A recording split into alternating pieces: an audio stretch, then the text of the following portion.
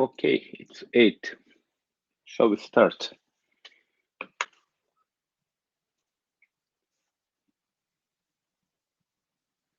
Oh, okay, and you can hear me. You're alive. Good morning, good afternoon, everyone, wherever you are. Welcome to IETF 112, and we are opening routing working group session for IETF 112. So for a change to this IETF, we've got single 2-hour session, and we figured out that probably still not enough time. We had to decline some presentations, so we'll try to have 2 sessions next IETF.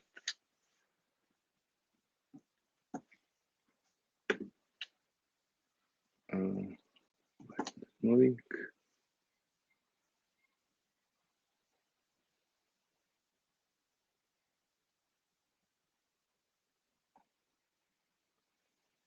Can you hear me?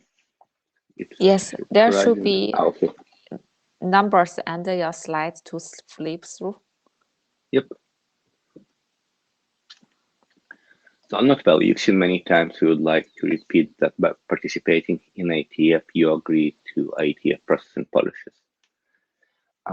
It has been paid a lot of attention to sometimes behavior that doesn't belong in IETF. We would like to remind you that as participant, you agree that you will work respectfully with other people. You don't harass other people. And while we don't see it in routing working group, there were some cases where it did happen. Please keep it this way. Please be friendly to others, please respect other ones. And all the documents are below for your information. So IETF policy requires to review and disclose intellectual property as an RFC 8179. Routing working group specific rules, we will ask you to disclose APR on document adoption and working group last call. And unless all authors and contributors have responded, documents won't progress. Please remember that. So agenda for today is we'll have update on the service path egress protection. APN folks will be talking about changes seen last time, and we would like them to focus on explaining what changed and why they think their document should progress. New work is related to satellite communication, as well as cloud through optical problems and cloud network integration and PPR. As part of larger focus, we are going to have HPC++ presentation, which is talking about high precision control needed in large data center networks and potentially applicable to routing as we go forward. And then since BFD doesn't meet, we'll go presentation on signal degradation from BFD. We've got the RFC 9067 published, which is fundamental for BGP YANK model and actually all routing YANK models in IETF. It's a really serious milestone, and congratulations to the authors and IETF. We didn't adopt any documents. In terms of existing documents, we've got QS model, and it's being reviewed by Document Shepherd, and we finally reviewed, and thank you, co-authors and engine working with co-authors of removing norm has retired. RIB extent is pretty much ready for working group last call, and BGP peak is pending AD review.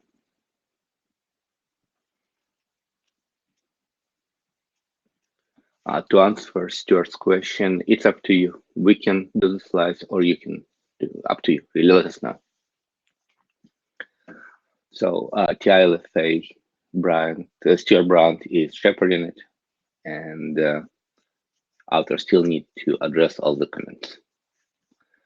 ATN BGP has been requested to go through working group last call. We'll start reviews next week. and the service secrets protection will be presented today. And we are going to start using Wiki like everybody else in IETF to start progress, to publish some additional information, metadata. Soon we will update you on the URL and what to do. So thanks, and I think unless there are any questions, we are ready for the presentation.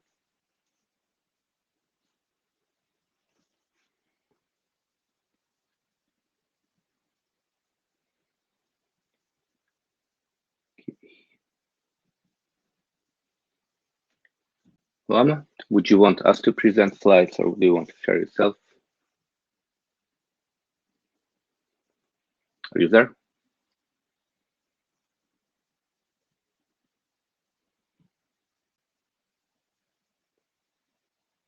It's surprisingly quiet. I don't hear anything. Huanmo, are you there? I don't see him online. Okay. Yes, sorry, I just clicked the unmute button. Okay, so would you want us to share slides or are you going to share yourself? Can you upload the slides? This is a simple slide. I uploaded. If you want to present yourself, you can use the share preloaded slides icon next to the raise hand icon. Join queue. Share slides, ask for share screen? Yeah. You can find your own slides and flip it through. It's second icon from the left. It says share preloaded slides. Yes, I ask for share slides. So can you see my slides? Only Cheers have that icon. No, everybody has. You should be able to present. Okay, I'll do it. We are really tight on time. Reason otherwise, I think.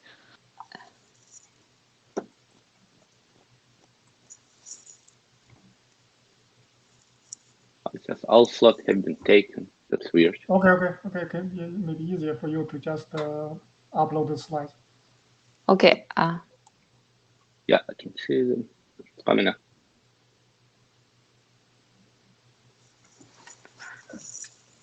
Okay.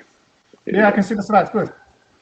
So hello, everyone. Today, I'm going to talk about SRv6 path egress protection. Next page.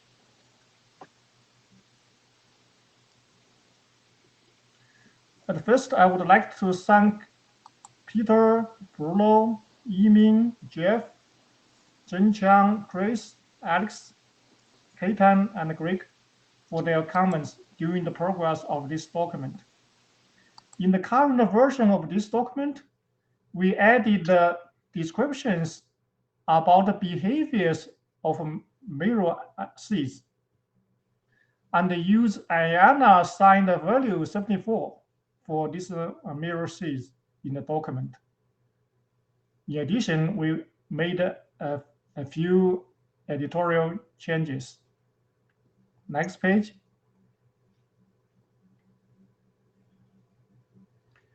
The behavior of mirror seeds is similar to the behavior of endpoint seeds for decapsulation and the specific IPv6 forwarding table lookup. The mirror seeds must be the last segment in a SR path and must be associated with IPv6 forwarding table. When a node determines that the destination address of a package is its local mirror seeds, this node will execute the behavior of mirror seed. So this node basically will decapsulate the package through removing the outer IPv6 header and then forwarding the payload of the package using the forwarding table associated with this mirror seed to distribute the payload over the package. So this is very simple and is already well defined for the end.dt6 seeds. So next page.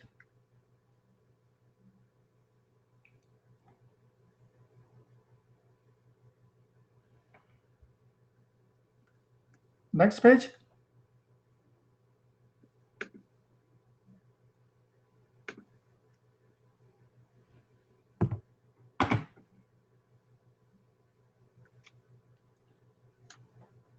So can you hear me? Can you move to next page?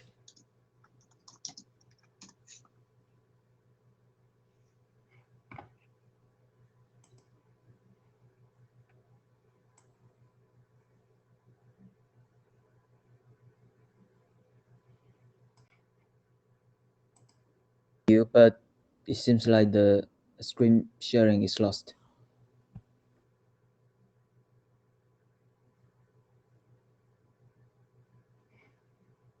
Reshare.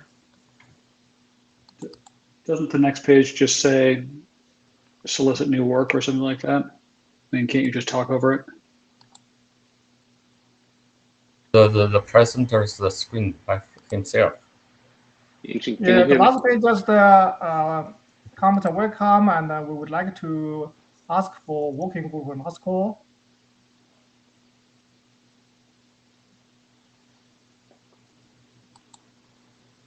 That's all the slides you have. Yes, yes, that's the last slide.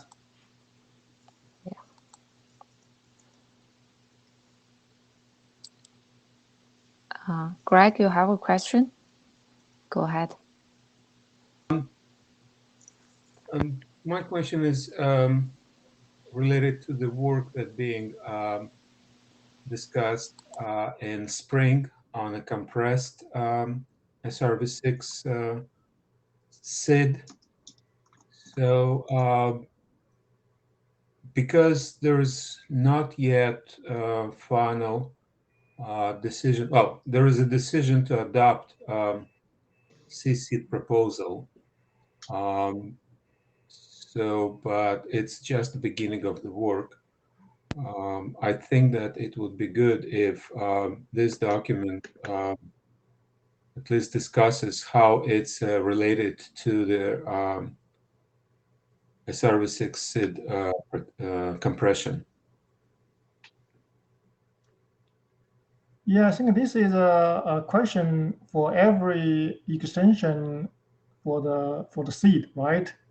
So for compression, I think this compression, I think not every document about the seed so impossible can write something about a compression, but I think that one is general for every extension regarding to this kind of a segment seeds, right?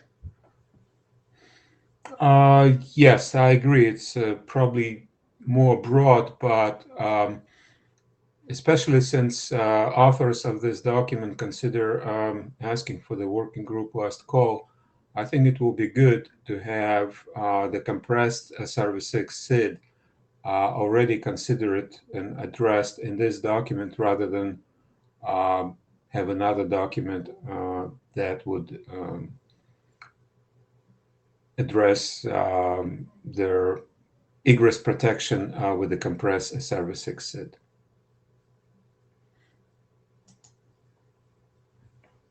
But again, it's for the working group to decide. Thank you.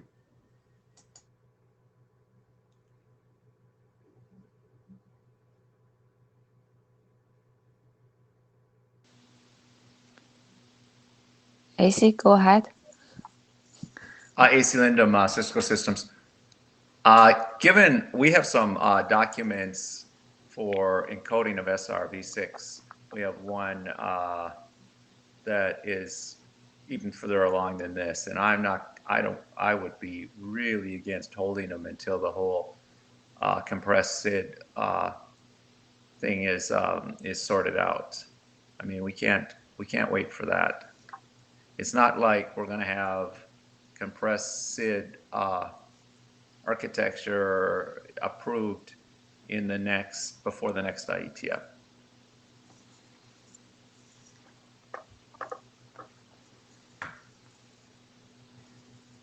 That's all I have to say.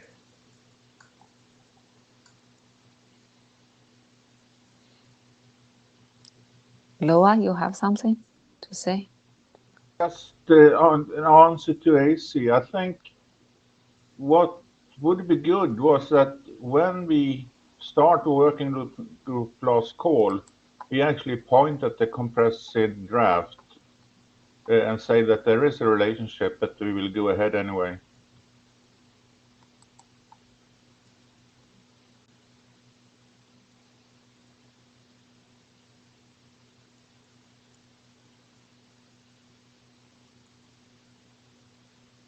That's fine with me. I just don't think we should hold up any work unless it's on SID compression for the agreed upon SID compression architecture from Spring. I agree.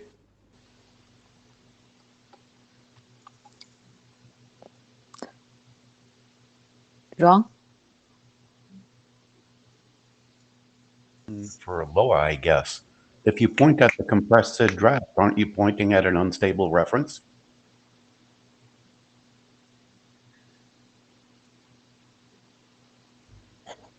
I took Loa's comment to mean you point at it in an email, not as a normative reference in any of the base SRv6 drafts as they go forward.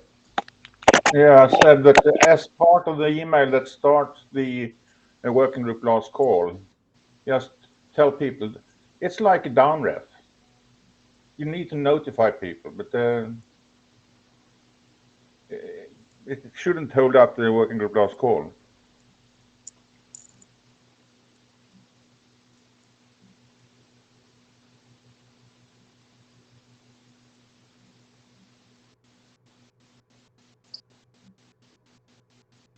So for all the protection related draft, we will need to work with the Spring chairs on this topic anyway. So we'll sync up with them and update the working group on the list.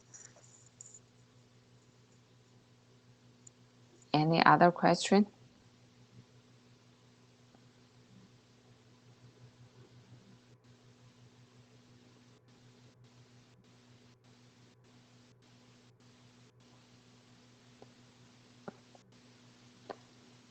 Okay, so the next presenter.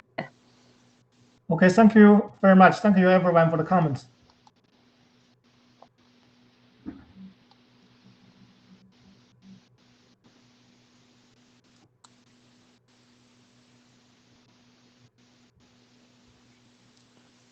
Loa, I suppose you are in the queue by mistake.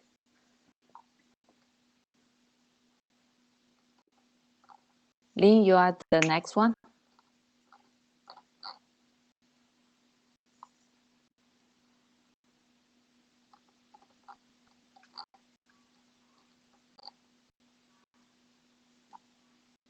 Lin, are you there?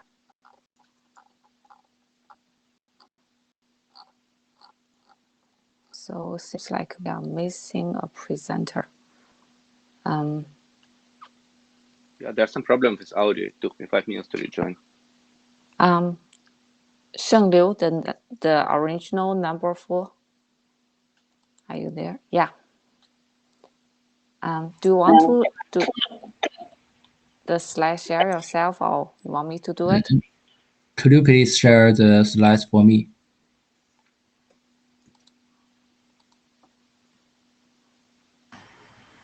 Okay, that's it. Thank you. And can I start now? Yes, go ahead. Oh, okay. This contribution is from China Mobile and Huawei Technology. And I'm Shen Liu from China Mobile.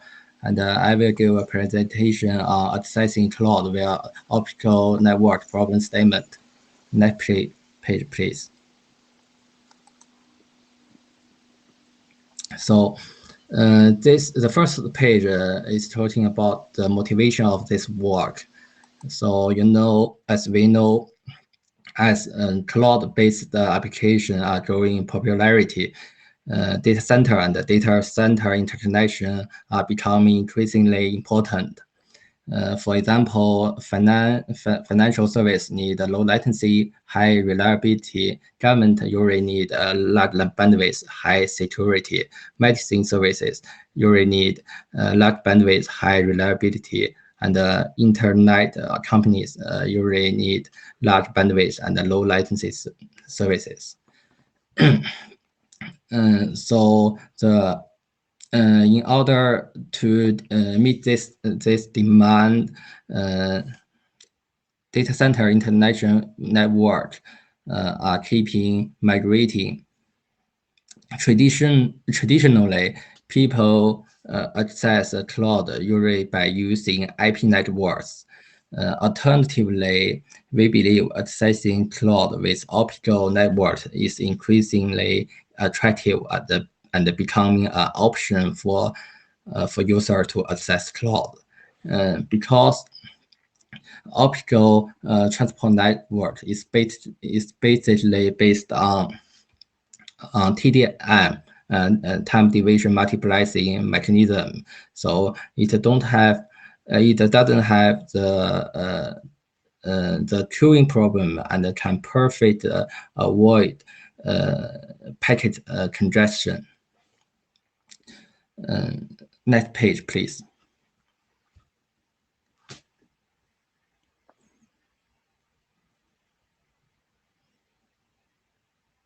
Sorry, I can't see the page now.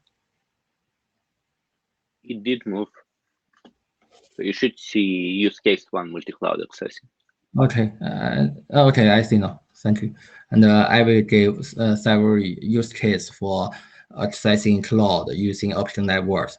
The first use case is multi-cloud accessing. We know that cloud services are usually supported by multiple interconnected data centers, which are usually within one region, spaced within usually 100 kilometers in order to provide active or virtual machine services within this kind of distance. So data center service usually require on-demand and scalability, high reliability, and user-based building, etc. This kind of requirement. So therefore, the network to interconnect the data center also require the high capacity and the low latency, high reliability, and flash scheduling, this kind of functionality. And we believe with advanced optical transport network, it's ideal for the DCI applications. For example, we can use OTN networks with VPN to connect multiple clouds together, and we have the ODU-K channel in between to connect this kind of clouds, and perhaps we have smart management and control systems for traffic perception, some kind of idea like this. Next page, please.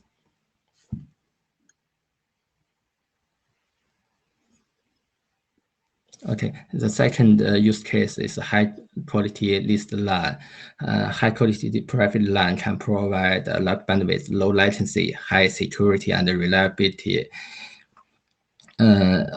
Actually, operator with optical network,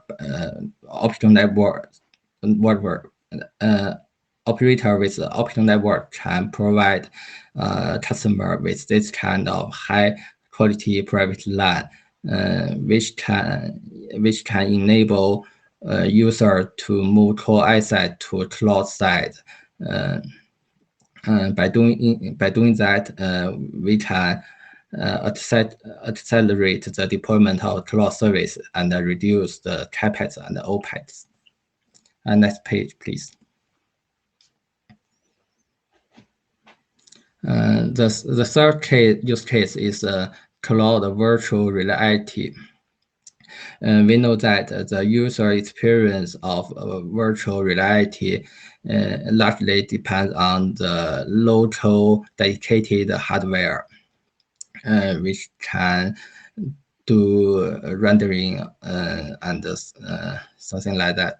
And if we move the rendering function from local hardware to cloud side, we can improve the user experience and reduce the cost. But this raises a high requirement for the interconnection between user side and the cloud. We think optical network is an ideal approach to connect the user and the cloud for the cloud virtual reality. For example, it can provide large and sometimes flexible bandwidth. For example, from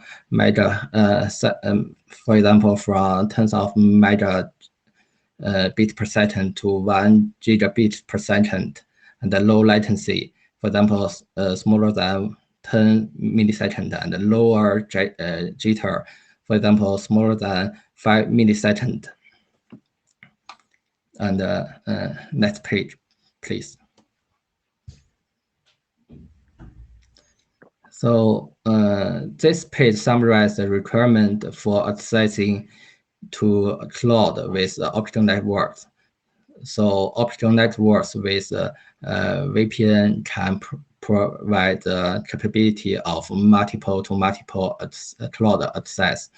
And actually, some OTN equipment has adopted packet processing functions such as packet switching, MPLS, VPN, etc. already.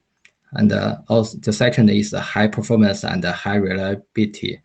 The third is small granularity container, and it can be tuned flexibly from 2 mega to 1 gigabit per second, and this can improve the efficiency of the network. Also, optical network can provide large bandwidth, low latency, and low jitter. So the last page, okay, I finished. Thank you. And the last page is our next step and our plan. We see two useful previous work within RTGWG related to this draft. The first one is net to cloud gap analysis. The second is net to cloud problem statement. We think the content in this draft is complementary to the above two drafts. So we call for interest. So we call for interest and contribution. And I will stop here for questions and comments. Thank you. Thank you for the presentation. And before we start questions, when do you say move forward together? Do you expect some kind of merge or just informal exchange of information? What are your intentions here? To my understanding, so first, I think we should evaluate the common ground of my proposal and the previous work, and so as you suggested, maybe we can extend the previous work and merge something into it. That. Okay, sounds great. Deborah.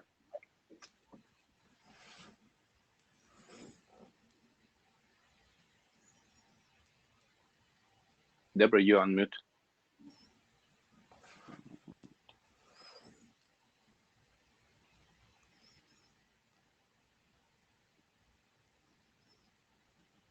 Deborah, we cannot hear you. You're on mute.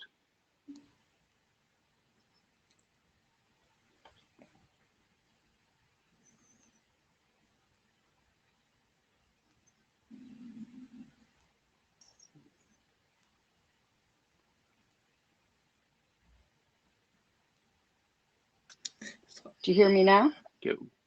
Yeah. Okay, Yes. great. It seems to always have to do about 3 different mics. Okay. Just quick, because I noted this is also being presented tomorrow in CCAM. I just would like to say that I think this is really a CCAMP document, as it is addressing OTN requirements. And I would just like to say VPN work was addressed in CCAMP quite a while ago, 2005. So if any gaps are needed, they can address that.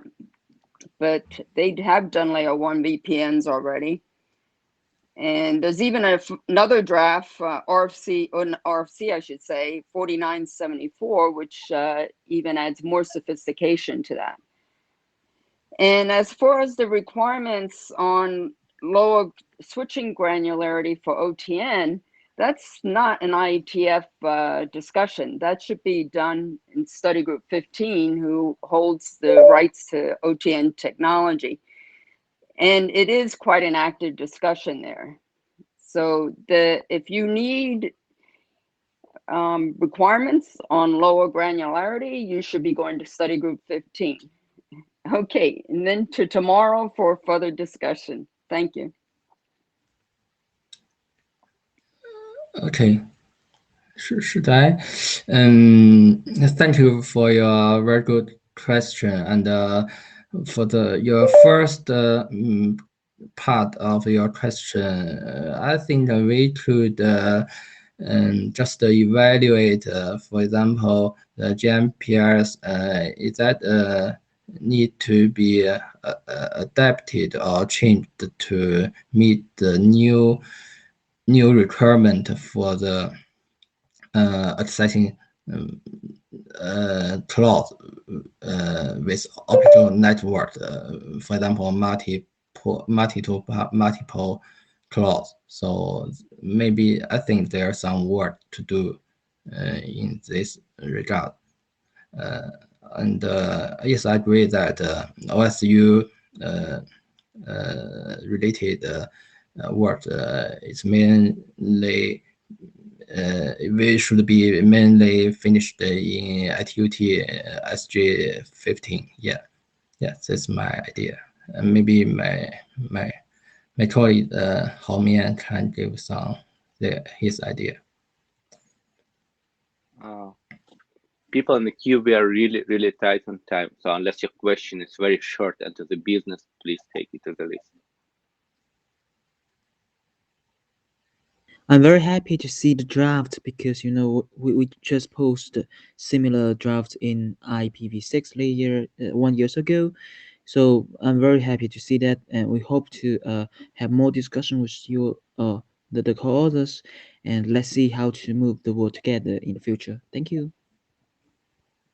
Thank you. Great, thank you. Here we are going to close the queue and move to the next presenter, please. Excuse me, Chair, this is Hao Mian from Huawei. Actually, I would like to have a short question to the working group, because we see the 2 existing working group document has been expiring for a while. So we are curious about the reason, and to check with working group if we still have a chance to integrate what has been done in this document to the existing one. As the chair suggested, we can merge some of our common requirement and work on separate solution suggested by Deborah in different working groups. Yes, as Deborah suggested, this work probably belong in CCAMP, and we'll discuss it with CCAMP chairs, and we'll update you. We really have to move. We are over time for this draft. Thank you. Thank you. Next presenter. So can you hear me? This is Lin. I just missed the last call from Yinzhen. I don't know. Should I press we can hear you. Yeah. Okay, great. So should I share my screen or just use your? Yeah, you can do the share screen like we practiced. All right. Thank you.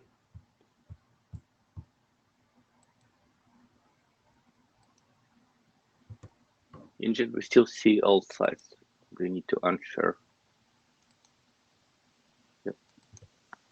Do you see the? Oh, hold on. Being started.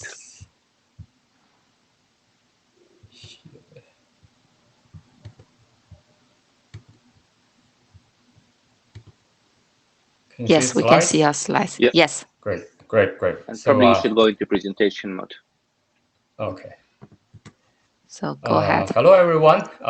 This is my presentation is about satellite network. It is a quite new area, and the satellite network is completely different as networking on ground. So it's quite complicated. And my presentation has two drafts so far. One is about problem and statement.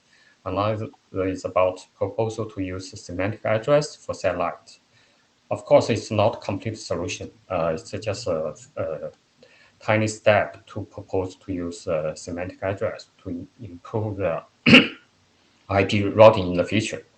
And I have presented this first draft in the Inter area before in last IETF.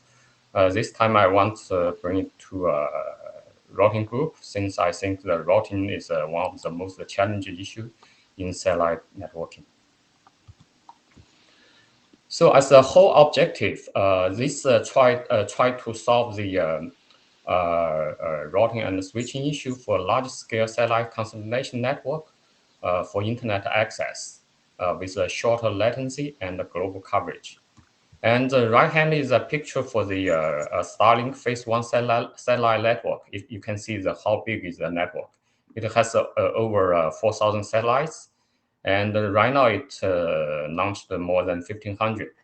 So this kind of constellation is made from the low altitude satellites, 500 to 2,000 kilometers. And normally it has a couple of thousand or over even 10,000 satellites. And the inter-satellite link will be used to connect satellites. Even right now, even Starlink has not started yet. It's only does it in some experimental. And the satellite, it will be integrated with many ground stations by microwave or laser. And there are two types of ground station. One is called the gateway ground station. It can relay the traffic from satellite to another satellite. And also the gateway ground station is connected to internet. That's why we can access internet through the satellite network. And from this scale of network, we will have even more than 10,000 ground stations on Earth. And another type of ground station is called terminal ground station. It will directly connect to user terminal, just like our Wi-Fi router. And it may be able to do relay as well as suggested by Starlink. So this is an example of a Starlink plan for their satellite network. For the phase 1, it has 4 shares. A share of the satellite constellation is defined by the satellites with the same altitude and same inclination angle. So what is the problem of this satellite constellation? And satellite constellation is very dynamic, but well ordered. Every satellite position is keep changing at the speed of the first cosmic speed, or more than 7 kilometers per second. And but the satellite's orbit will be constant. With such dynamics, we can see the satellite network topology keep changing. Link state cost change very frequent. For example, link cost. If we use satellite distance as a link cost, then it will keep changing. And the satellite to ground station link, it also keep changing because the reachability issue. And it will have an interruption every 2 to 3 minutes for 450 kilometers altitude. And the links between satellites And for the latitude direction links, it's static because their relative position is not changing. But for the links on the longitude direction, it will be unstated at the polar area. I will show you later. And we will have 2 interruptions every cycle for the satellites. For this kind of altitude, every 1.6 hours, the satellite will move a circle on Earth. And also the links with satellites moving in opposite direction. Unfortunately, even with the same altitude, the satellites, adjacent satellite may move into opposite direction. And for this kind of link, they will interrupt every 3 to 4 minutes. All this calculation is in my first draft. And for vertical link with a different altitude, then it depends on the altitude difference and the inclination angle. So as a summary, satellite position is predictable by a mass, but not the links. Because link ground, for example, links between ground station to satellite, its quality will be impacted by weather and obstacles. And the links between satellites also impacted by tracking technology because they will use a laser to track the peer and definitely will not be 100% succeed. And also the distance is changing and position. So we can see that the traditional distributed IGP, BGP, MPS model is hard to use.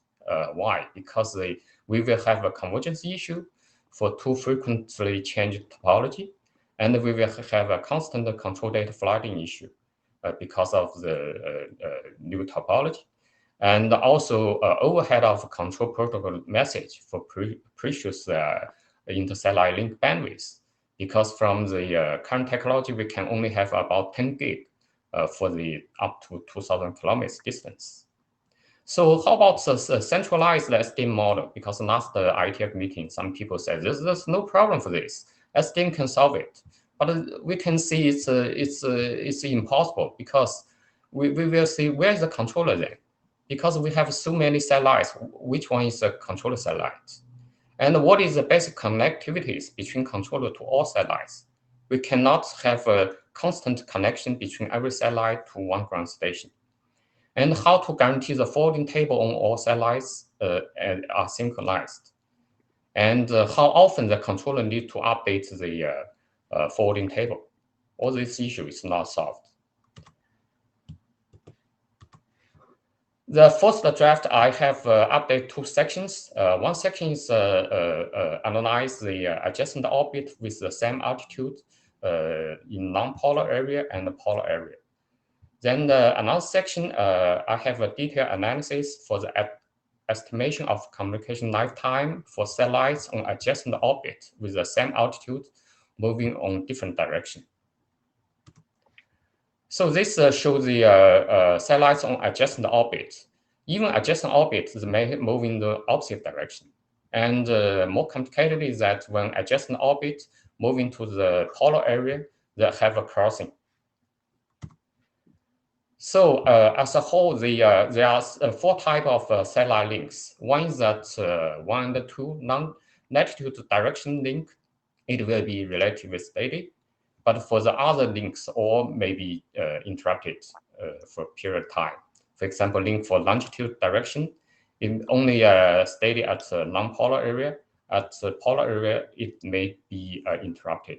Depends on the tracking technology. I will show you why.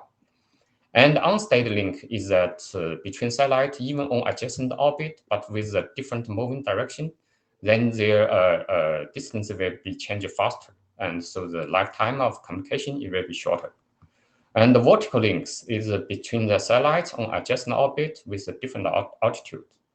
That state depends on the difference of altitude and the inclination angle. So this is a situation when links come to the polar area. That's before crossing, that's after crossing.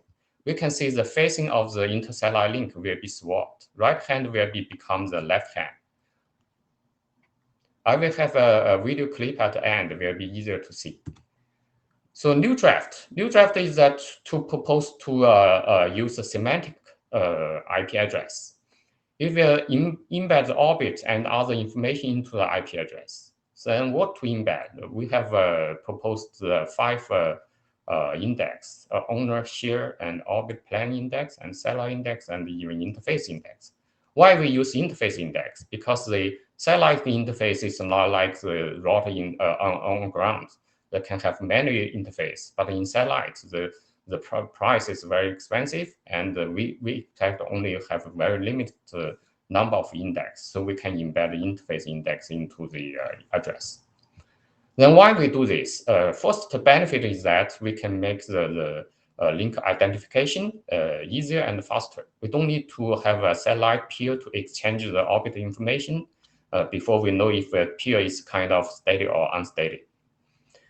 And also it can make the semantic routing and switch possible. But this one is not described in this draft. It's not mature yet. We will describe it after it mature. So how to use this semantic address? We have proposed 3 ways. One is IP address embedded into the interface identifier. And second is that embedded into the NIC field, but with a shorter length. Third one is used it as a variable length IP address. Why we propose this? Because as I said, the satellite link bandwidth is so precious.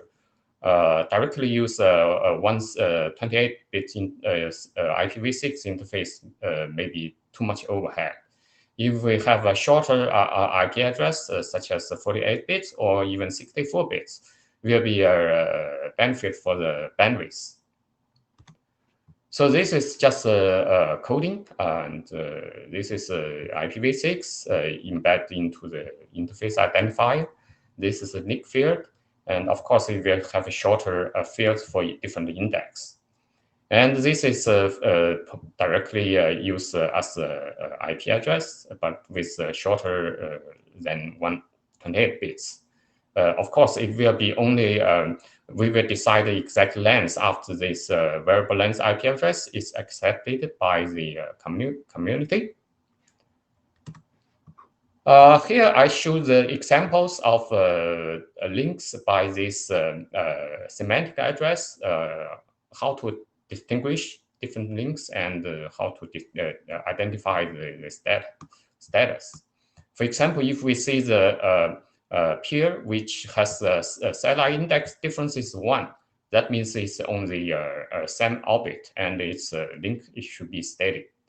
And if the link we see the orbit plane index difference is 1, and if it's my current position is at a non-polar area, the link should be steady.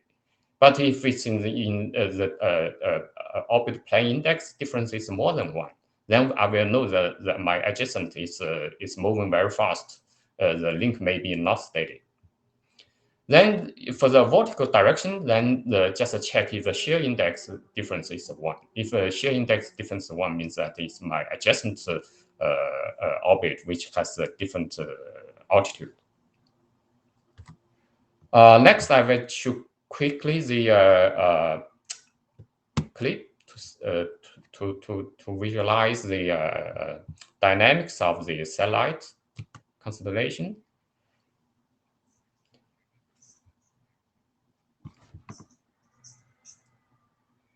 Can you hear? The sound is you can hear sound, right? Yep, we can hear you.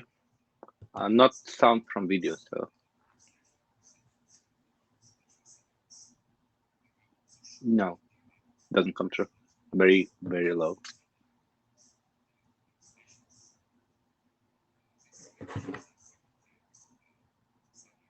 Lynn, it's too low.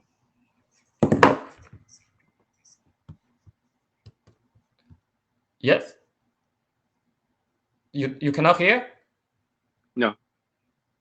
Oh, you cannot hear the sound from the video? No.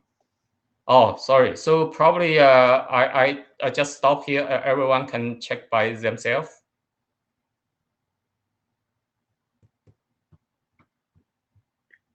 Yeah, Stephen shared the URL. Email to the list with the video link after the meeting, so people can take a look. Yeah. Plus, we only have 5 minutes left for questions. Yes. Stuart, go ahead.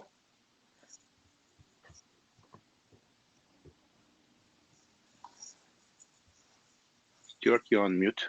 Sorry, it takes a couple of seconds to do all the microphone allowing.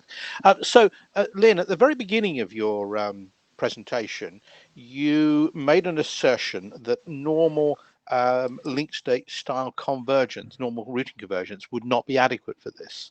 Mark Handley, who's well known in this community, did some simulations quite some years ago, and these were real simulations on a gaming engine, as I recall, for the whole cluster, and he concluded that it would work. So I wonder if you could resolve this difference of opinion between whether classical ordinary techniques work or whether we need to do something special. Yeah, sure. Yeah, because just imagine if a network has a couple of thousand nodes, and many nodes will have a link interruption every couple of minutes, and for this kind of network, it will be very unstable in the ground network. So that's yeah. You may say that he actually simulated the Starlink cluster, the whole thing. And concluded it was feasible. Yeah. So we do need to resolve. We do need to resolve this difference of opinion with fact.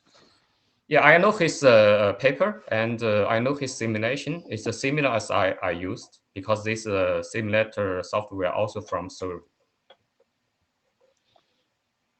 Yeah, I will check with I that. just think that before we make assertions that it's not possible, we need to be clear what the real parameters are, and deal with that from a position of knowledge. And as I say, Mark was very convincing that he thought he could do it. Mm-hmm. Robin?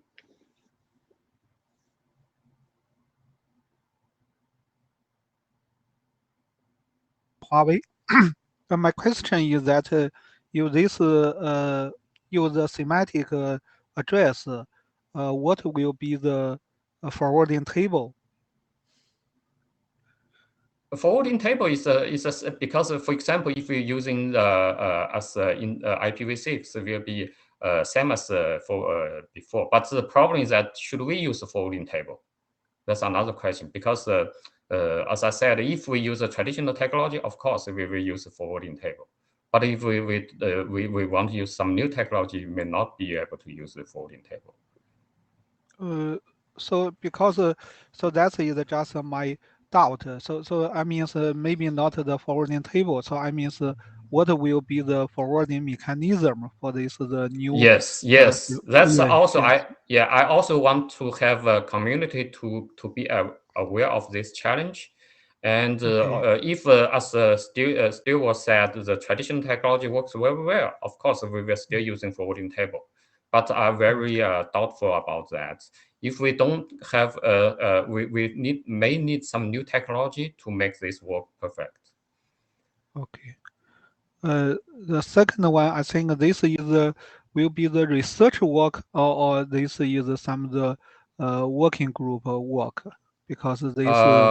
Actually, I don't know right now. So I want the community make the decision finally, because I see some research work, but think about right now the many companies already try to deploy this network. So maybe we need some solution quickly to provide to industry.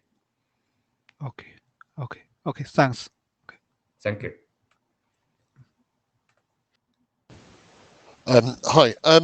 So a very quick point first is, I think this is a Manet problem, and I think it would probably experts in this area contribute to the Manet working group.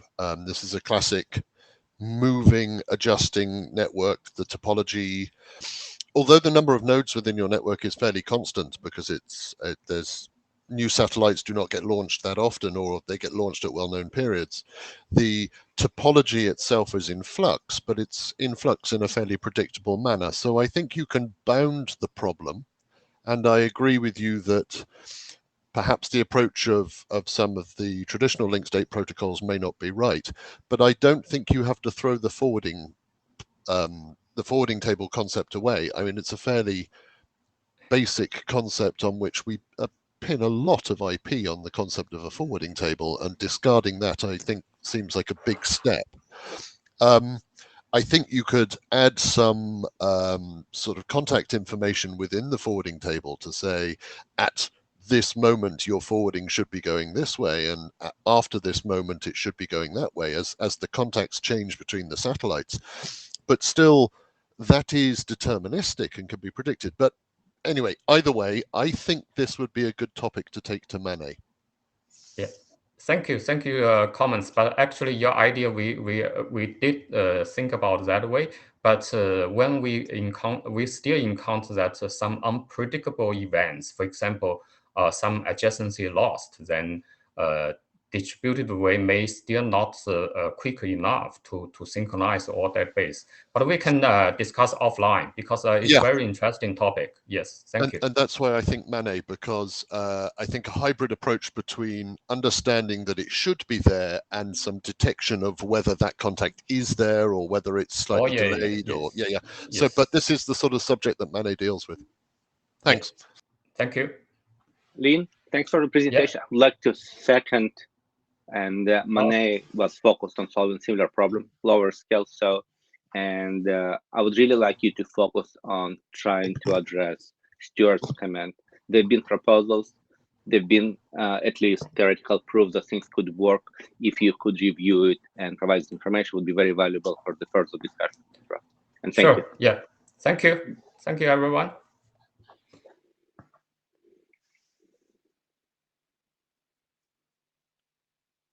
Okay, can you hear me? Yeah. Yeah, okay.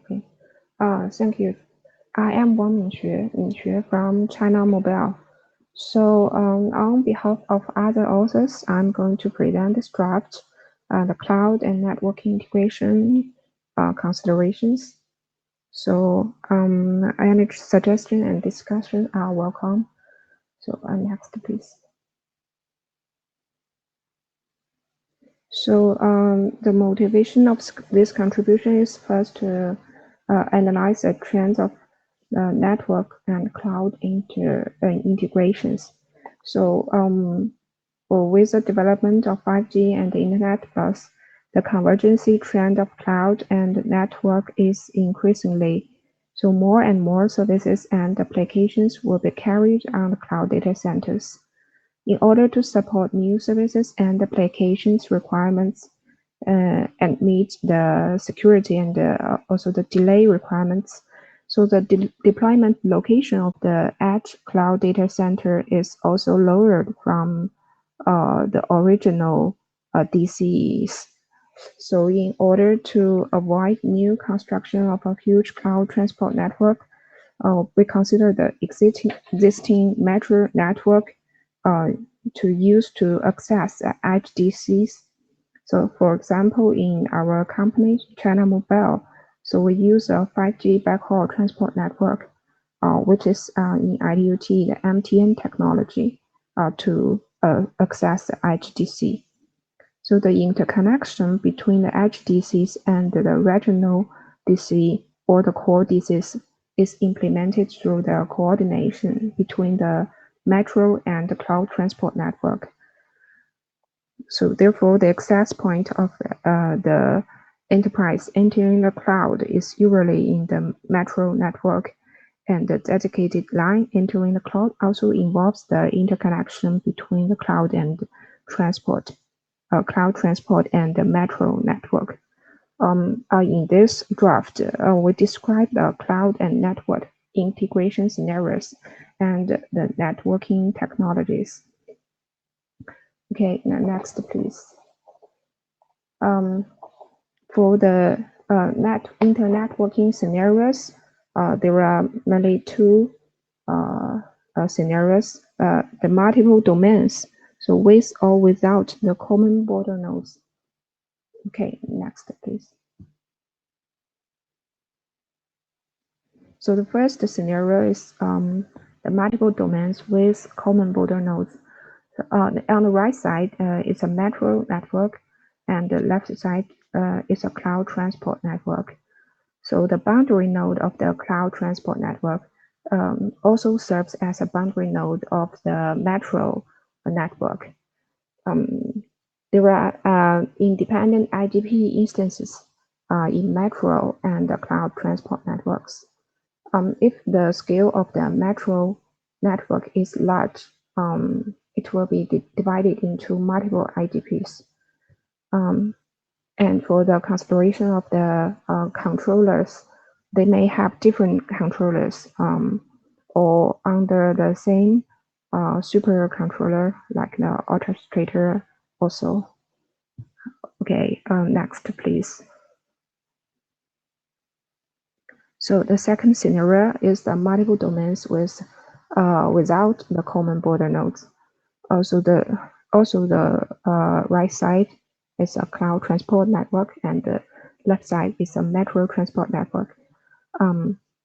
They do not have a common border nodes, and the border node of the two networks are connected by some direct links.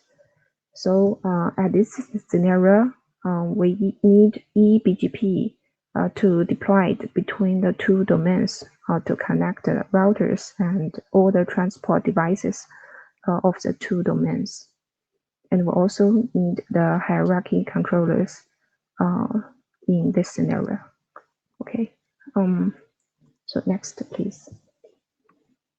So we can consider the technology for networking depending on whether the macro domain support or does not support SRv6. The first networking technology with a metro network does not support SRv6. So we need segment splicing of the different network technologies to use to achieve the end-to-end connection of services. And for the second case is some nodes of the metro network support SRv6. And in the case of the multiple domain with the common border nodes, which is researched in the Spring SRv6 MPLS interworking draft, it can be used to achieve the interworking. While in the case of the multiple domain without common border nodes or other metro network scenarios, such as a metro network support MLSTP or SRMPLS, LDP, SRP, etc. The solution will need to be further discussed. So the third one is the metro networks to support SRv6. Also, in this case, solutions for interworking between two SRv6 domains need to be considered, and including the centralized controller and the distributed control plane solution, and how to implement the end-to-end traffic engineering, etc.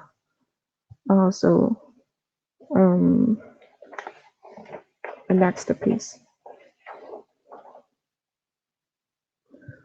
The above is our considerations on the cloud and network integration scenarios and technologies. So comments are welcome.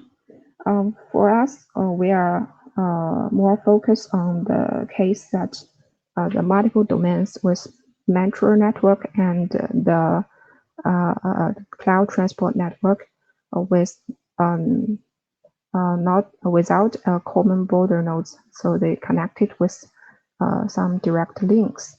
That is also real scenario in our operators networks, and further technologies will be considered more, and hope to see some comments on that. Okay, so thank you. That's all. Thanks, Chandler.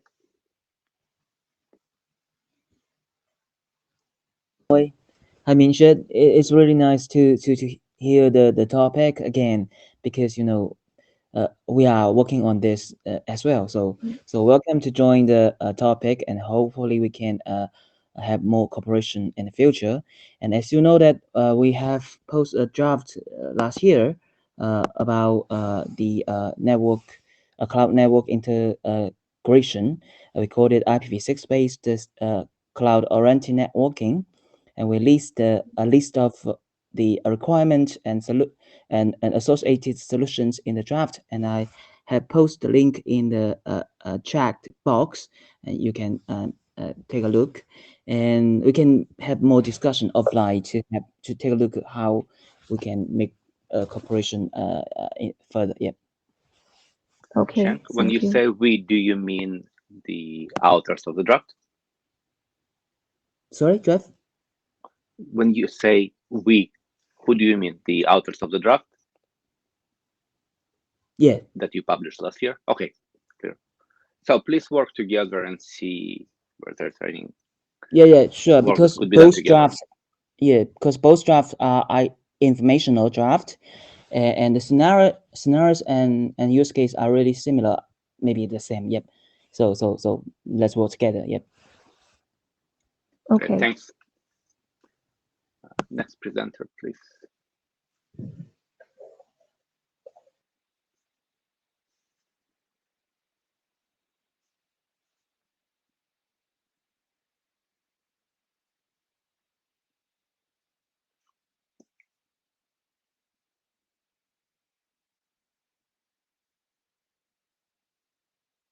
Stuart.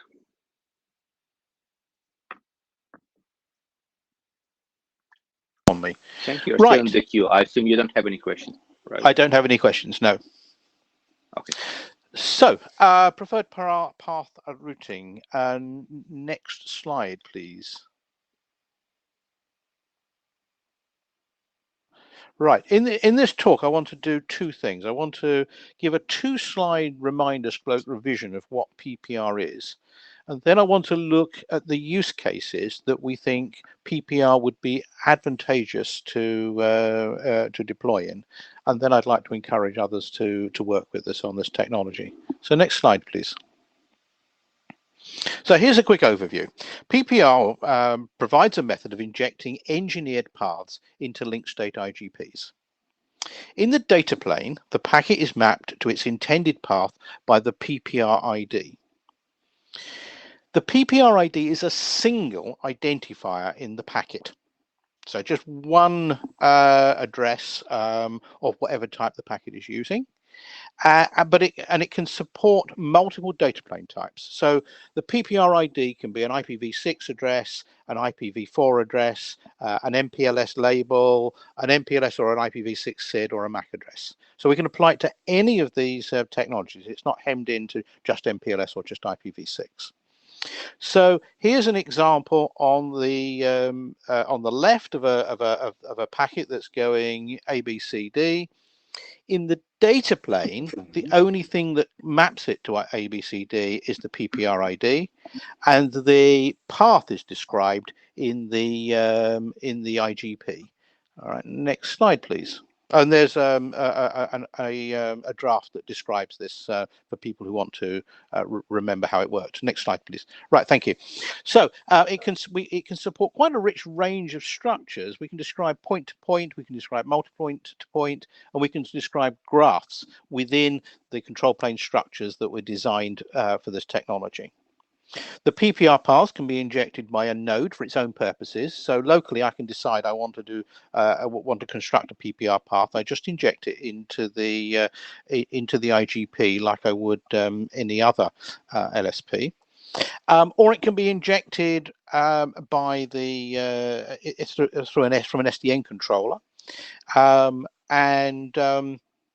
you can just create these paths, right? So, but what it really does, what the really important characteristic of it is that it enables engineered paths in cost-sensitive network applications. So think cheap hardware, the cheapest hardware you can imagine.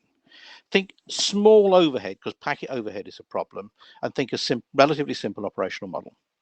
And we have an open source implementation of this that was demonstrated some while ago at IETF105. So next slide, please. Next slide, please. So here's some use cases. All right. So here is a mobile backhaul, a mobile crosshaul. And the thing we're interested in is in those little purple circles. And they are where we need to provide cheap connectivity. And at the moment, they're provided by a number of technologies, layer 2, IPv4, MPLS, IPv6 underlays.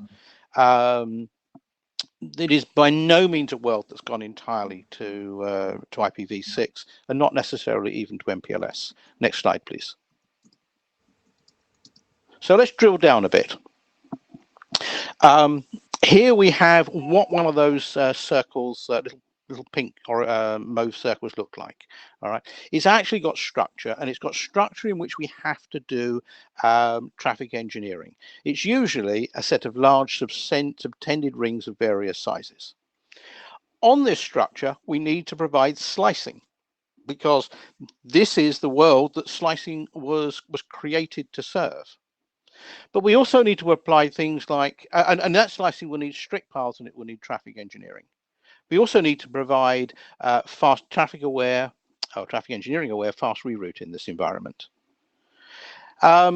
So, think, how do we do this for the minimum amount of money on the cheapest hardware, much of which is actually already deployed and will cost a lot of money to change? Next slide, please. Stuart, while you're continuing, sure. I think AC asked for clarification. Sorry, go ahead. Go ahead. How would you contrast this to a binding SID? We're going to talk about that. Wait. You can use it to create binding SIDs. Let's get there in a moment. And I'm not a plant. Right. So, but we will get to binding SIDs. Right. So, leaf spine networks. Think about the edge of the network, right? In the edge of the network, we're going to have to put some mini micro data centers, right? Because the trend is to get these computes out as close to the user as possible to save bandwidth and to improve latency. So these tend to be leaf spine edge fabrics. These are not massively scalable data centers. These are small systems. They use an IGP, and they've got an IPv4 data plane in many cases.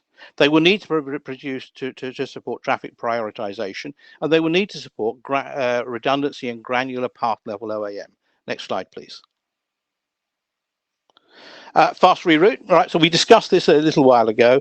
The interesting diagram on here is the purple line, which is a traffic engineered path. And what we need to do is to traffic engineer the backup for that path. And we don't want to wait for end-to-end recovery, because that takes too long. We lose too much traffic. We don't really want a controller to go and control everything. We would like to do this with some sort of more classical fast reroute approach. So local detection and a path that is suitable for repairing from this point, which may be different from a path that's suitable in another point. So we may have to put a number of these in, and we may need to merge them. And we showed in our draft RTGWG PLA how we could do that. Next slide, please. Right. So this is AC's question, right? So there are other uses for this. One of them is as a complement to segment routing. It can be used as a method of creating binding SIDs where you want to inject a number of properties associated with those binding SIDs, such as what the precise fast reroute strategy, what queues to be used, what bandwidth to allocate, etc. We can also use this as a method of providing TILFA in IPv4 and Ethernet networks, and also in MPLS and SRv6 networks where the overhead is critical. Because the nice thing about this is one identifier gets you there. So we see this as a way of adding binding SIDs to a network. But it has a number of other properties, right? So for example, just skipping one for the moment, there's no algorithm metric needed. The path is the path you needed. You don't need to trick the path to go where you want it to go. And so you can put an exact path in, and also you have no constraint of 128 paths, which is the algo limitation on FlexAlgo. We believe the method is suitable for underlays such as VPN Plus. And another area that we're starting to explore is energy efficient networks for industrial verticals, where the path you use needs to be changed in order to maintain the sort of carbon set up and maintain the carbon footprint that you're trying to achieve. Next slide, please. So that is a 9-minute introduction as to what PPR is. It's an introduction to what we think the problem space is that this maps nicely to. So has anyone got any questions, and is there anyone interested in collaborating with us to see where we can take this approach? We will start with Peter with questions. Guys, please be quick. We are really tight on time. Peter. Well, Tarek, you were first. Okay, thanks. Hi, Stuart. So I have a question regarding the scale.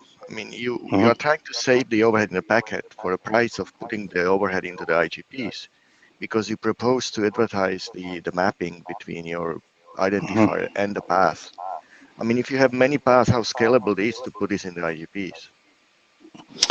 Well, we think it's scalable, particularly as a lot of these networks are relatively small. So we think, for example, in a mobile phone edge network, we think it'll probably work. We're not talking about doing the whole internet. We're not talking about doing the whole core this way. We're talking about edge, cost sensitive in all of its terms networks that may want to map onto existing hardware. Well, I mean, your argument is we can do more algos than 128, etc. So I assume you would have more than that number of paths and between various endpoints. So that adds to the scale. Right. So I think there's some work done which hasn't been widely discussed on how to reduce flooding reduction for this as well. Because you don't need to flood this outside the zone where you're going to use it, and you know where it's going to be used from the information in the packet. Well, okay, well, that's my concern. I mean, there's a lot of stuff put into the IGBs. All right, thanks. So yeah, it's always a trade-off. Go on. Thanks, Stuart, for the presentation, and thanks, Peter, for giving me the chance to speak. So my question is that there is a per path state here stored or maintained on every node in your IGP domain, right? Well, so we think we can do flooding reduction on this. So it would be it would definitely be stored on every node that needed to know about it, but that's not an unreasonable requirement. So, Stuart, we had thought about similar approach, but rather than relying on IGP, we used RZP to set up this path along the nodes. Tarek, who are we? When you say we, please there is a draft that myself and Pavan pushed in traffic engineering working group, TEAS working group. So it's similar approach, but rather than relying on IGP, we relied on RZP. I don't know. So this fits in with the current philosophy, which is to get rid of RSVP and rely and get rid of for example, the MPLS protocols. That's one thing, right?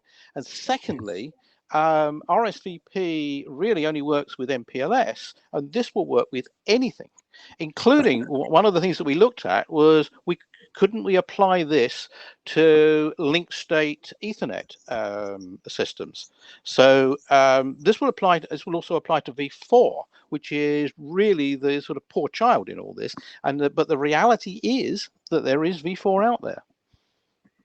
Exactly, that's what I was trying to say. The draft we wrote was addressed for IPv4 and IPv6 but I understand your response. There is per path state maintained in IGP. That was the concern. Thank you. Andrew, please be quick. 1 minute. Yeah, just we cannot very take quickly. Stuart, I just wanted to say thanks very much for the draft. I hadn't gone through it before this meeting, but in answer to your question, if there's anybody interested in working with you on this, 100%, because I really like the philosophy of this, and particularly within the African ecosystem where we do have a need for lower cost technologies, etc., with a lot of our clients, etc., this is really a very big interest to me. So thanks very much. And if you do need someone who's going to work with you on it, 100%. Thank you, Andrew. Really interested to know to work with you, particularly on understanding the use cases. But you're welcome to work on anything else. Is it G next or? No. We are going to cut here. We are over time. All right, G, okay. please take it. A quick comment. I see you All right. mentioned network slicing. G, and please take it to the list. We are over time already. Oh, okay.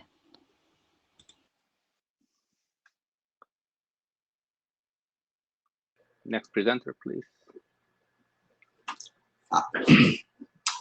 Hi, can you hear me? This is Gian. Yes. Can you hear me? Okay. Hi, my name is Gian Mishra. I'm with Verizon, and I will be presenting the updates on the APN framework and gap analysis on behalf of co-authors. So as we said before, we are really interested in changes, and why do you think this should continue? Because you've got both. This is probably third or fourth presentation. Please focus on the changes, not on the material itself. Because Okay. we've seen it before a couple of times. Okay. Thank you, Jeff. All right. So the changes and updates to this the framework, and just kind of carrying on from this has been presented a few times. So and I think what the goal of this presentation is to help provide more clarity to the APN solution and what the gaps that exist today, and the solution that this provides, and how this fills the gap. So what I'd like to do is walk through this scenario and really help depict kind of this use case and how it applies, and then just go over the gaps and where the gaps exist today in current and existing solutions, and where we're really have a fit for APN. So to start, I'll walk through this. This is basically an office productivity scenario, and what this does is, I think to Jeff's point, it really kind of goes to the updates that we had to APN. It really is clarification of what APN provides, and that's with this use case. What I'm trying to do is really clarify and help everyone understand kind of what this does and how it helps move the ball forward. So with that, this use case, so it's described in section 6 in the APN framework draft. Basically, it's a typical office productivity scenario where you have a branch office. It sits in domain 1 in city A, connects across an operator backbone, connecting cloud applications in city B, connected to another, within another metro network.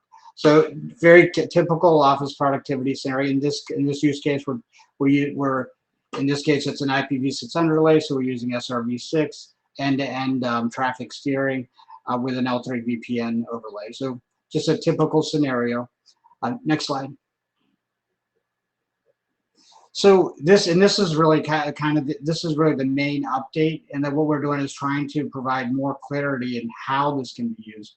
So APN, because it's providing an ability to allow for the same deep packet inspection that you get with QoS, now we're actually doing it with an APN ID that is that ID that is encapsulated, added to the packet. So with that APN ID, because it's in the outer header versus deep packet inspection, you're able to get that fine-grained information at the outer layer. So it saves on hardware, memory, and CPU resources, and actually going through the deep packet with that APN ID. And with that, being able to provide, and this is really one of the use cases, but being able to provide endpoint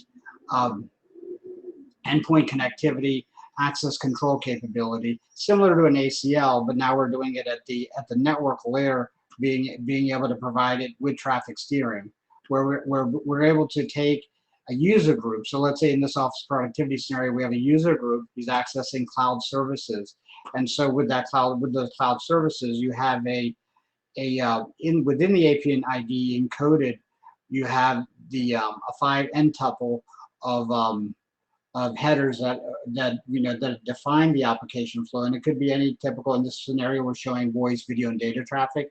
So that traffic gets matched with a source IP, and then it gets set to a user group. So that specific user group is part of that endpoint application flow that's defined in the application ID.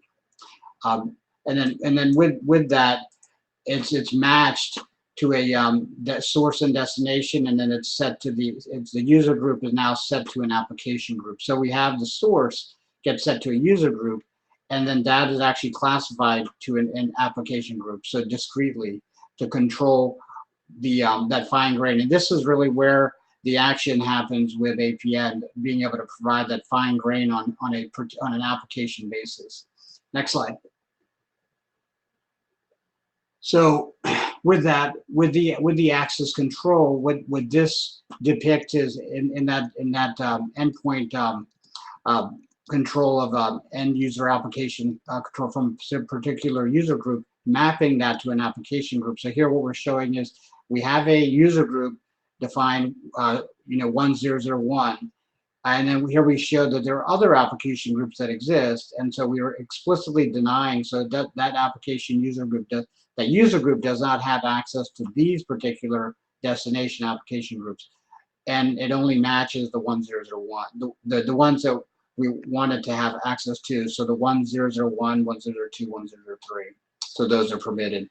So providing that fine grain application control from basically source destination, layer 3, layer 4 flow. Next slide.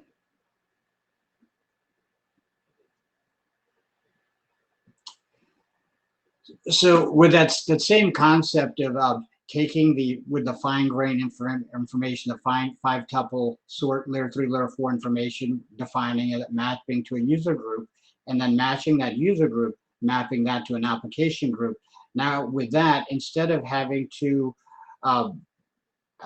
do any type of deep packet inspection to determine where I want to apply, let's say if I need IOAM, like OAM services, to get telemetry information for a particular application flow. It could be like voice or video or something that has high jitter latency. Could be across like a 3GPP user plane or whatnot. But let's say you want to apply IOAM just to that particular flow instead of having to require deeper packet inspection to go into the payload. Now you have this outer header, this application ID that's added to the payload, but I'm not added to the payload, but added to the outer header, so you don't have to go deep into the packet. And that information is right there that you can match. So saving on hardware resources and latency and processing of the packet, and to apply and any IOM characteristics for telemetry. And then once that's done, now at the head end of the APN infrastructure, now we're able to match. We got the classification done with the matching, and now we can redirect that flow, and we can steer to that particular SRT path can now be instantiated. Next slide. So as far as gaps, I know in the last presentation at IETF111, we did go through a lot of the gaps that exist. So I just wanted to touch on those again.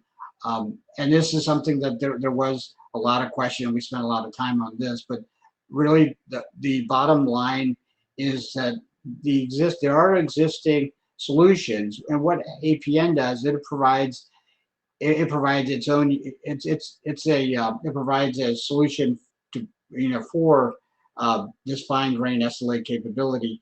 However, in looking at the existing solutions and mechanisms, and just looking at what we have here, DetNet with the flow ID, as well as network slicing with the resource ID, or as well as service function chaining with the SPI identifier, they all have their own particular function that they're used for. but being able to leverage those existing functions to actually provide that same type of fine-grained SLA isn't possible, because you can't really use these already have their predefined function, so you can't really use this for another function, this, such as the fine-grained SLA. And that's where the APN ID, having this new structured section or intelligent ID that's able to provide this fine-grained service. I mean, that's really kind of the big thing. And we did talk about other existing mechanisms like the flow, like the IPv6 flow level, and that was discussed quite in depth. And the issue that exists with the IPv6 flow label is that even with RC6437, they do mention in there that that stateless ECMP load balancing, is supported in conjunction with stateful signaling. However, the details of that is out of scope of that document, and there isn't any, even from 6-man in discussions, there isn't any use case or scenario where that's even possible. And even in discussions with 6-man, just in related to that, it's either one or the other. And if you're using signaling, and there are some other drafts that talk more in detail, or RFCs that talk more in detail, but if you're either using the flow label for signaling, but then that would actually break ECMP, and you really can't do both. So that's the big deal there. The other thing that was mentioned, I guess, was QoS. And QoS, so what QoS provides, I mean, that's been around for decades, and it's provided really a means, providing SLA, but what I would call chorus grain, but it does provide SLA for classifying traffic. What this does kind of goes above and beyond that, because now it's able to do some more ACL type, like infrastructure ACL type endpoint flow management, as well as being able to provide that same QoS type of traffic classification and prioritization, but now taking it kind of to the next level, a finer grain of classification. Next slide. So in the gap analysis, this slide just kind of shows kind of all the different existing solutions that exist, existing mechanisms that have used for existing technologies today. So what we feel is APN would be positioned for not only existing technologies, but as well as future technology. Then it would also enhance any existing solution or technology that exists. Let's say, for example, QoS. This could be used in conjunction to provide a finer grain of application flows, similar to kind of what I'd shown in the use case with being able to classify a further classification of interesting traffic with an ACL, but more granular. So taking what you have with QoS, but now applying ACLs to that and being able to do a more robust classification of characteristics and being able to map them to discrete traffic engineered flows. So in here, we go through IOM, DetNet, and all the other flows, as I mentioned, the other mechanisms that exist today. They all have their discrete function that they're used for, but then taking those functions, those mechanisms that exist today, and being able to leverage that to actually use it for APN, and what we're showing is that is not possible. They serve their function. They're good. That's what they're made for. But being able to leverage it to be used for APN would not be possible. And that's really why APN really kind of the selling point on APN is what it can provide, and really the gap that exists, that existing solutions really are not there that they can provide that solution. Next slide.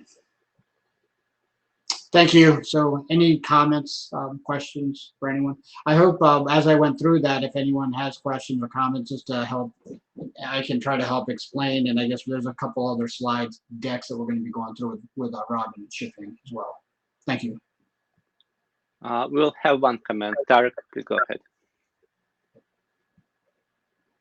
Is about the ID. Are you looking for per flow ID or per group of flows ID? I didn't catch that from your table. Sure. So again, because it's granular, it would be, the flow would be, it could be an aggregation of flows. So anything coming from a CE, it would be an aggregation of flows.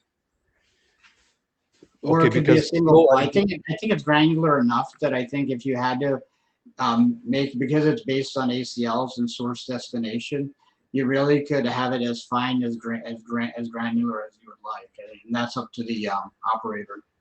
You know how granular you would like to make it. the reason I'm asking is, I presume flow ID is already known, right? You can have a flow ID embedded in a flow label, for example. Yeah. Okay. Understood. Thank you. Thanks, John. Next presenter, please.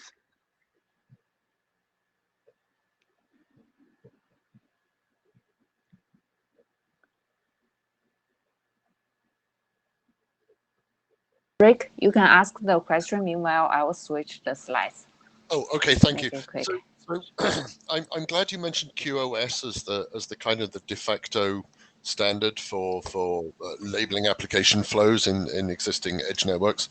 One of the nice properties of the QoS bits, of course, is that when you're traveling across an IPsec tunnel, QoS can be promoted.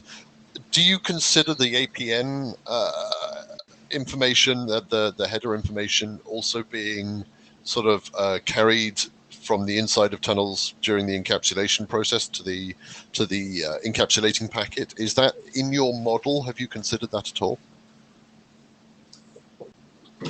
Yeah. So let's just understand. Yeah. So the APN ID, it would be encapsulated, and it would be part of the so the data packet that gets transmitted. So that the APN ID would be it would be in the in the packet, and throughout the APN domain, so throughout that flows domain, and then removed at the egress point of the domain.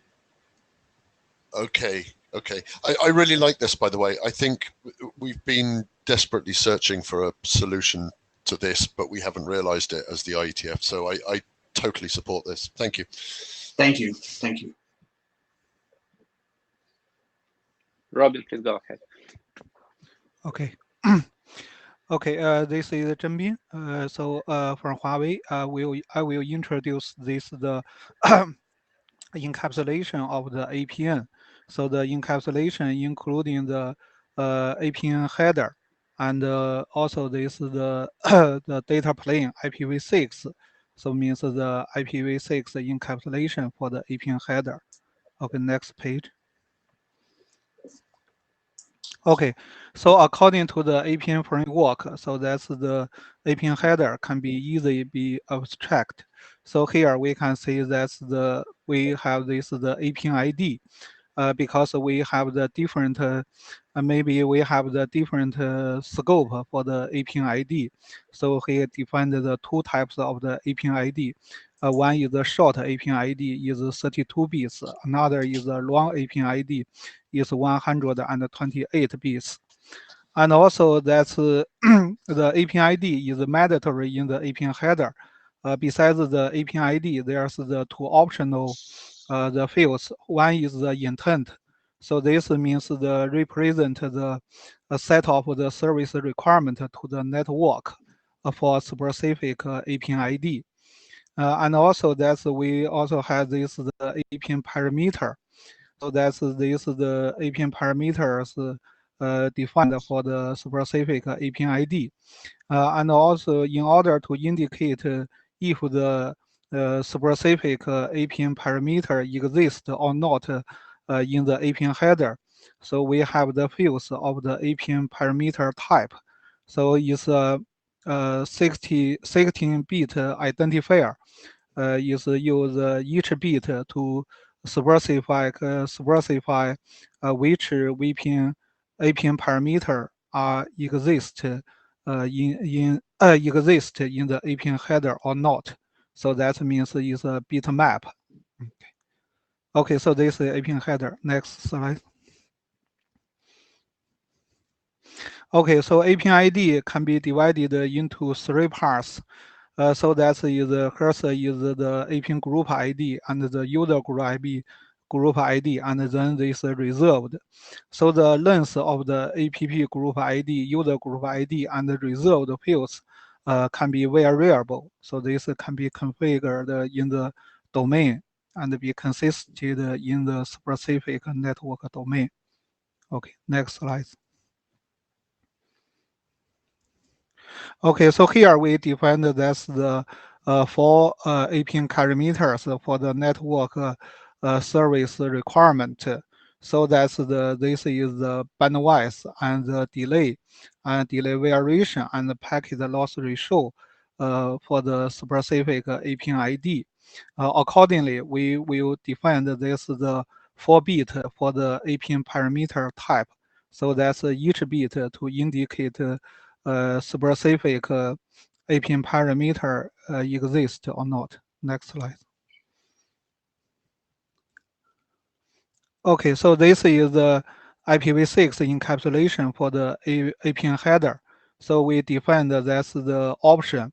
So that's the one. This is has defined this is the option type and the data length. Then this is the value. The data option data. The option data is just the API header defined. So this option can be used in the hop by hop option header and the destination option header.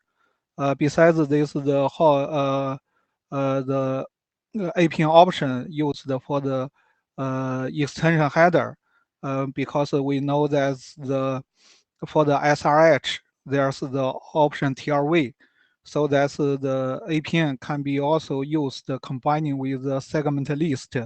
So we also defined this the APN TRV used in the SRH. So here this is the format. It has the type length D flag. So then this the data is the APN header. Okay, that's all. Okay. Let's go to the next presentation, then ask question if any after that. Shipping.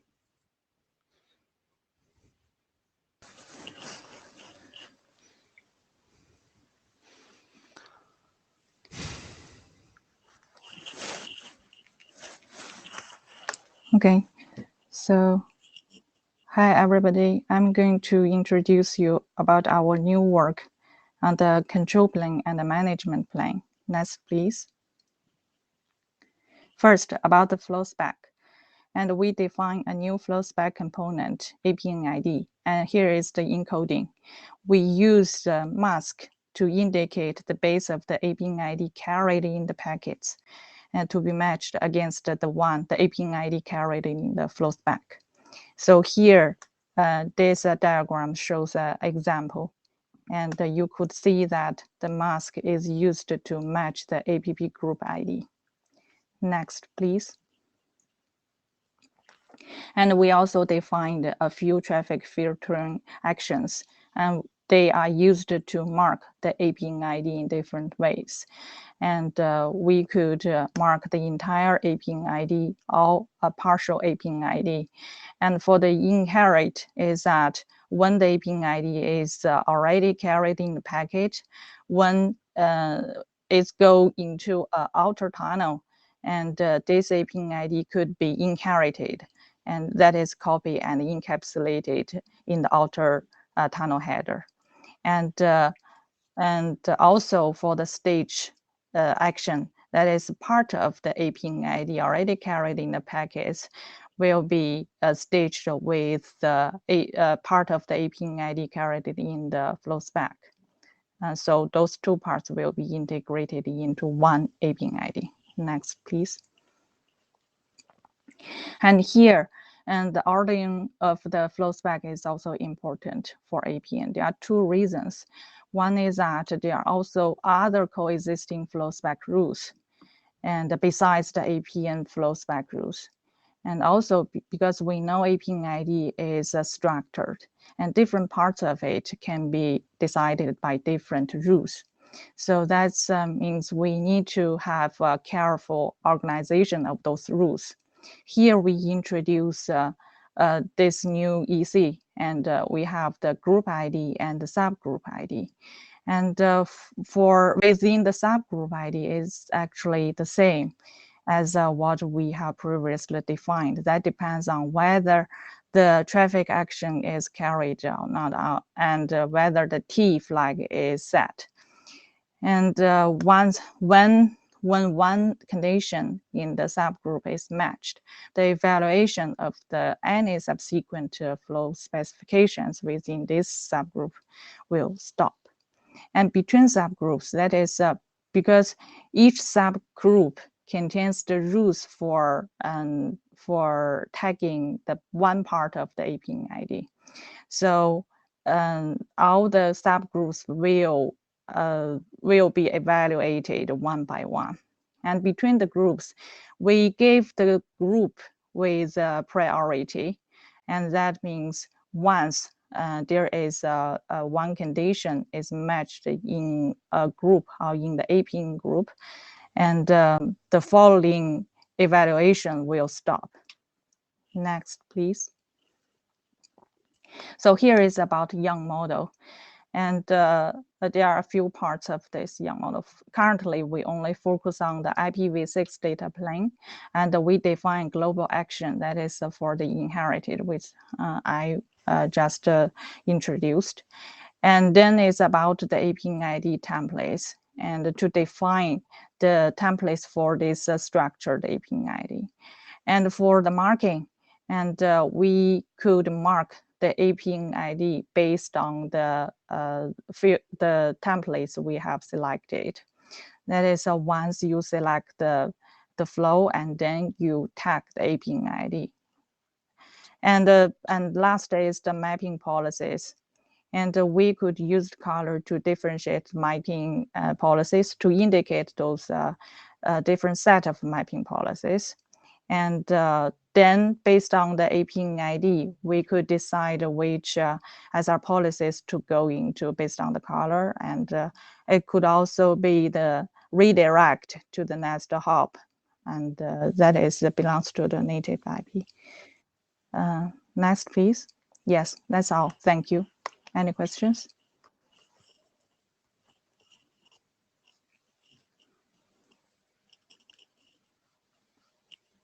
Greg, please, one and very short question. I think that would be good to get more information on the list on what their expectation of having in the profile packet loss ratio and the jitter.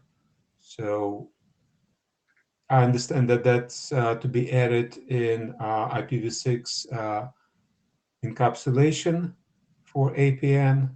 So what their expectation of how that can be used? Is it constrained for forwarders or local path selection or such? So just let's discuss it on the list.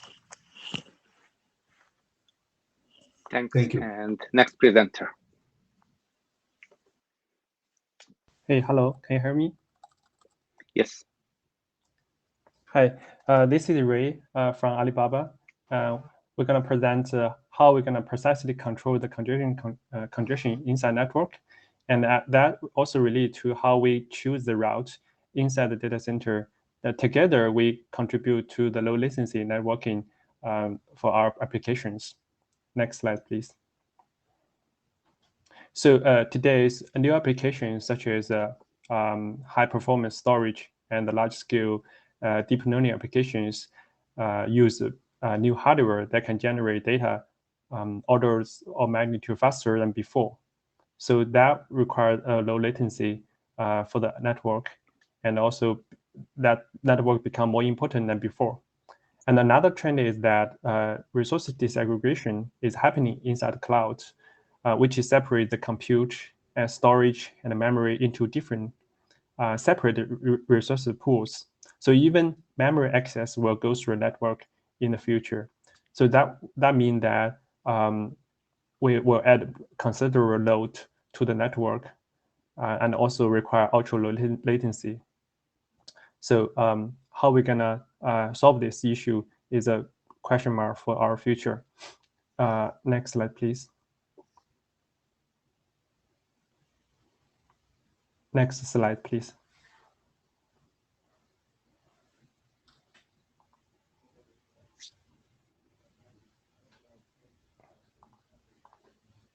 Hello?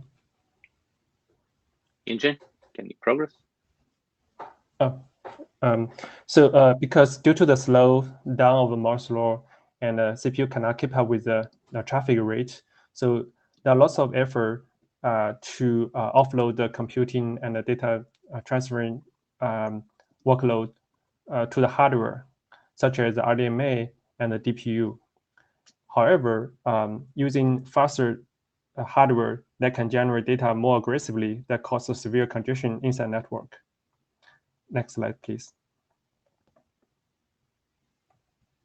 So we observed a couple of issues in today's congestion control inside high-speed network.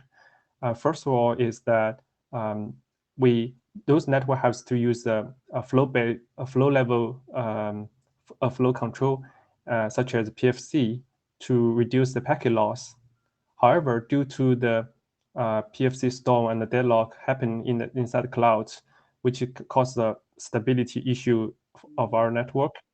And this whole reason is because that the congestion is have a slow convergence time. So that's why we cannot resolve congestion in time.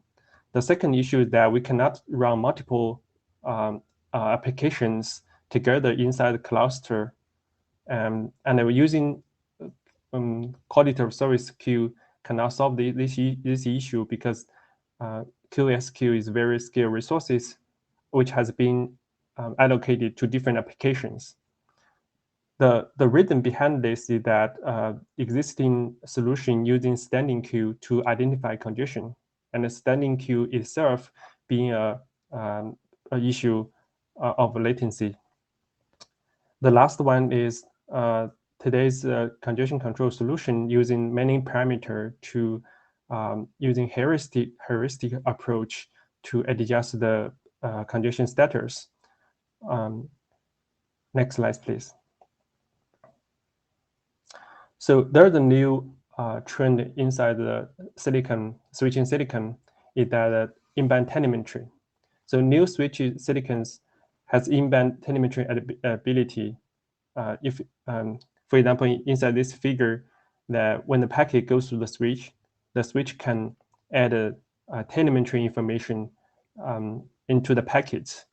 So each switch can add some information into the packet, and those packet and the telemetry information can be redirected to the remote collector to find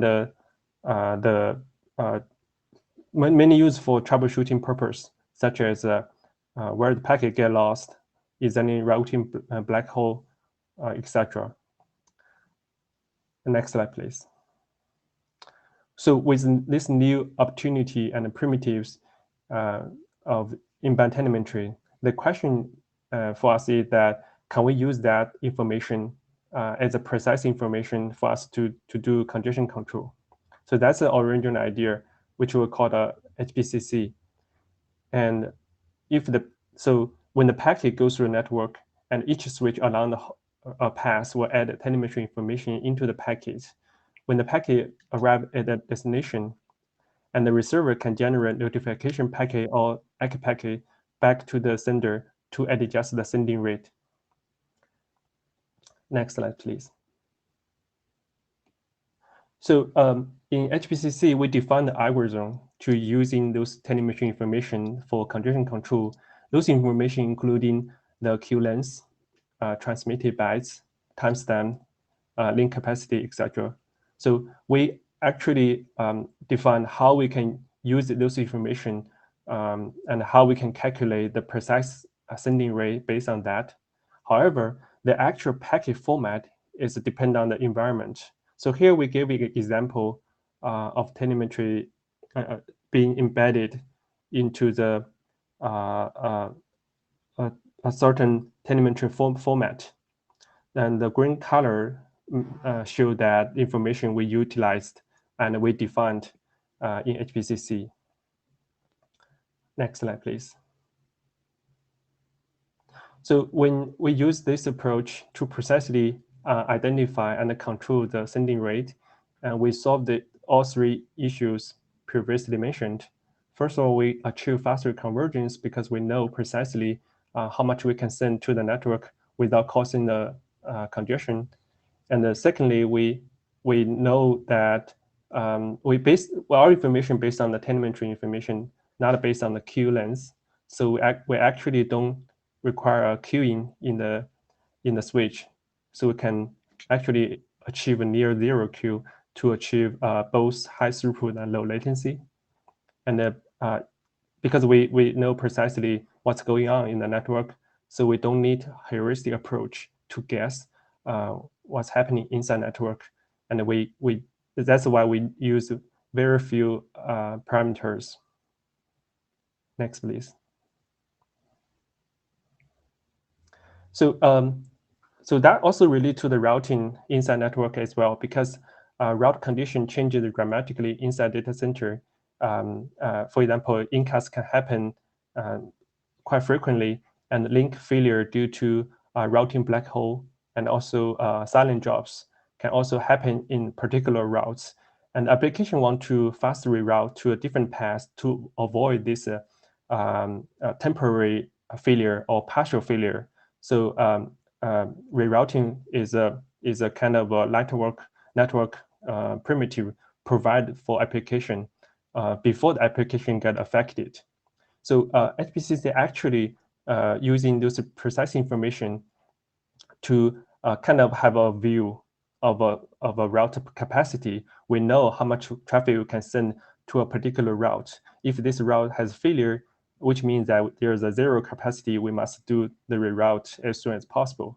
So joint with the routing and the traffic allocation, so we can have a combined view at the endpoint side to decide how much traffic we can send to each route. If the bad condition happen, we can switch the traffic to a different route to avoid the avoid impact to the application. Next, please. So let's give our evaluation results in the production. When we implement into the SmartNIC, we see that the traffic actually been the latency has been reduced to up to 95% in the small messages.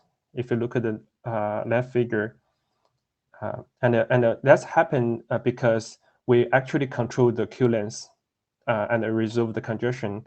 If you look at the right curve, which shows the distribution of the buffer usage inside the switch, and even in the 99th percentile, we only have a 23 kilobytes buffer inside the switch, which at only a 7 microsecond delay. Because for many applications, every microsecond matters. So we need to reduce the latency as much as possible. Thank you. That's the end for my presentation. And if you are interested in working with us to collaborate on this topic, please email to us. Thank you. Thanks. And we've got Robin in the queue. Quick. So I want to know the purpose of the draft. Is it define the framework, or is it tried to propose some of the protocol extension? According to my understanding, because we know that already has the IPPM working group, that's the in-band telemetry. And also we also have this traffic engineering work in the RTG area. So what's the work of the HPCC plus?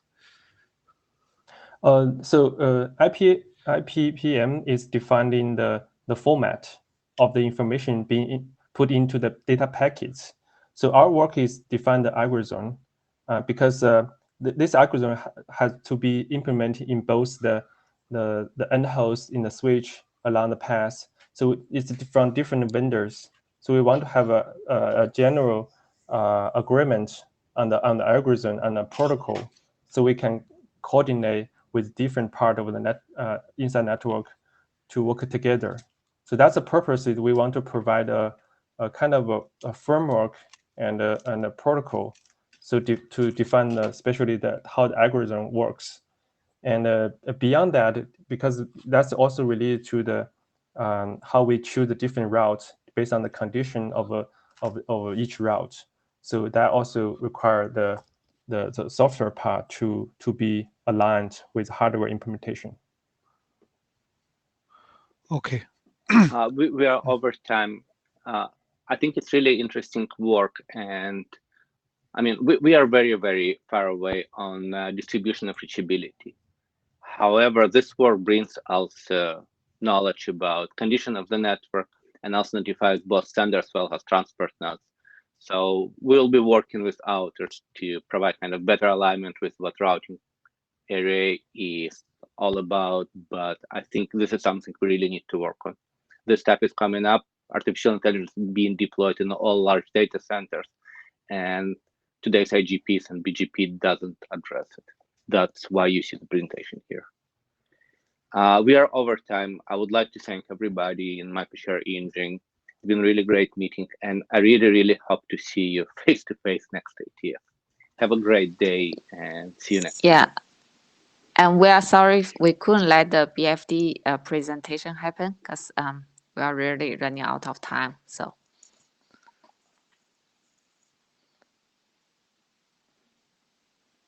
See you next time. Bye, everyone. See you next time.